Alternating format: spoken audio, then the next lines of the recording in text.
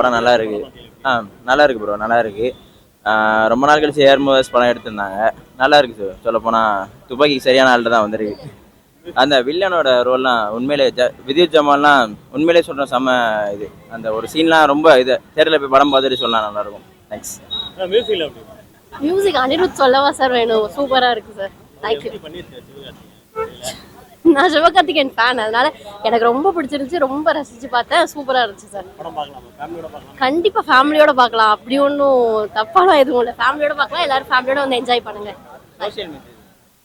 Social message நல்லா இருந்துச்சு. இப்போ எல்லாரையுமே ஃபேமிலியாக நினைக்கணுங்கிற மாதிரி சோஷியல் மெசேஜ் வந்துருச்சு. கண்டிப்பாக எல்லாரும் ஃபேமிலியோட பாருங்க. தேங்க்யூ. ரொம்ப நல்லா இருந்துச்சுண்ணா. எஸ்கே எப்பவுமே வேற லெவல் தான். சூப்பராக இருந்துச்சு, எல்லாமே சூப்பராக. ஃபைட்லாம் நல்லா இருந்துச்சு. ரொம்ப என்ன சொல்ல வராமா படத்துல? ஃபுல்லாவே லவ் கான்செப்ட் தான், நல்லா இருந்துச்சு. படம் மொத்தமா ஓவராலாவே எல்லாம் பிடிச்சிருந்துச்சு. ஸ்டார்டிங்ல இருந்து எண்டிங் வரைக்கும் போரே அடிக்கல, நல்லா போயிட்டு இருந்துச்சு. நல்லா இருக்கு. நல்லா இருந்துச்சு. சிவகார்த்திகேயன் ஒரு மாதிரி வேற மாதிரி இருந்தாரு. செம்ம ஒரு மாதிரி அது இப்படி பார்த்தது இல்லை. எஸ்கேவை நல்லா இருந்துச்சு ரொம்ப. அனிருத் நல்லா பண்ணியிருக்காரு. அந்த மதராசி பேக்ரவுண்ட் மியூசிக்லாம் சூப்பராக இருக்கு. ரொம்ப நாள் கழிச்சு டைரக்ட் பண்ணிருக்காரு.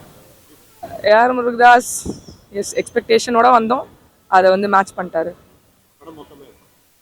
மொத்தமானா எப்படின்னாக்கா எனக்கு எப்படி சொல்றதுன்னு தெரியல, பட் ஆனால் வேற மாதிரி இருந்துச்சு. லாஸ்ட் தான் எஸ்கேவோட இது, அப்புறம் வில்லனோட கேரக்டர் சூப்பராக இருந்துச்சு. சூப்பராக நடிச்சாரு. இருக்குண்ணா. படத்துல உங்களுக்கு ரொம்ப பிடிச்சது ஆக்டிங்கா ஃபைட் சீன்? ஏஆர் முருகதாஸ் படம்னாவே ஒரு டிஃப்ரெண்டான ஸ்டோரியா இருக்கும். இது டிஃப்ரெண்டா தெரிஞ்சதா? இது முன்னாடி எடுத்த படங்கள்ல மிக்ஸ் பண்ணி எடுத்த மாதிரி எதனா ஃபீல் ஆச்சா, இல்ல தனி கதை மாதிரி தெரிஞ்சா? இல்ல, தனி கதை மாதிரி தான். ஆமாம்மா, பரவாயில்ல, நாட் பேடு. நல்லா நடந்தாரு, நல்லா நடிச்சிருக்காரு. ஹீரோயின் கூட நல்லா ஆக்டிங் பண்ணியிருக்காரு. என்ன மெசேஜ்னா, இது நிறைய மாஃபியா, கன் மாஃபியா எல்லாம் தமிழ்நாட்டுக்கு எல்லாம் கொண்டு வராங்க. அதை தடுக்கிறதுக்கு தான் மூவி மேஸ் சப்ஜெக்டு. அது எப்படி நடந்தது, ஒரு மென்டல் பேஷண்ட்டு எப்படி கொண்டு வராங்க, எப்படி அது முருகதாஸ் எடுத்தது பாட்டம் கொஞ்சம் நல்லா தான் இருக்குது. பரவாயில்ல, நாட் பேடு, பரவாயில்ல. ஓரளவுக்கு மெசேஜ் கொடுத்துருக்காரு. தமிழ்நாடு ஒரு பீஸ்ஃபுல் ஸ்டேட்டு, அது மற்றவங்க எல்லாம் வந்து டிஸ்டர்ப் பண்ணுறாங்க. கொண்டு வந்து மெசேஜ் தான். இது வரைக்கும் தமிழ்நாடு சேஃபாக இருக்கு. படம் வந்து அருமையாக இருந்துச்சுன்னு சொல்கிறேன். எப்படின்னா 2010 துப்பாக்கியை எடுத்து 100 கோடி அடித்த நம்ம முருகதாஸ் அதே துப்பாக்கியை எங்களால் அழிக்க முடியும், ஒழிக்க முடியுன்றது தான் கண்டென்ட்டு. மாபியா கன் பாயிண்ட் வந்து இறங்கி தமிழகம் ஃபுல்லாக கொடுக்கலாம், சப்ளை பண்ணலான்னு நினைக்கிற ஒரு டீமை அப்நார்மலாக உள்ளே போய் இவர் சாகிறேன்னு சொன்னதால நீ அங்கே போய் சாகுன்னு ஒரு டீம் சிபிஐ டீம் அனுப்பி வைக்குது. அங்கே போய் 2 வில்லனையும் கன் பாயிண்ட்ல அழிக்கிறாரு. இதுதான் கதை, ஓகேவா? தமிழ்நாட்டுக்கு நீங்கள் என்னத்தை வேணாலும் நீங்கள் வர வச்சு மக்களை கெடுக்க முடியும். ஆனால் கன் பாயிண்ட்ல, அதாவது மாபியா கன்னை வந்து இறக்க முடியாதுன்றத கரெக்டாக சொல்லியிருக்காரு முருகதாஸ்.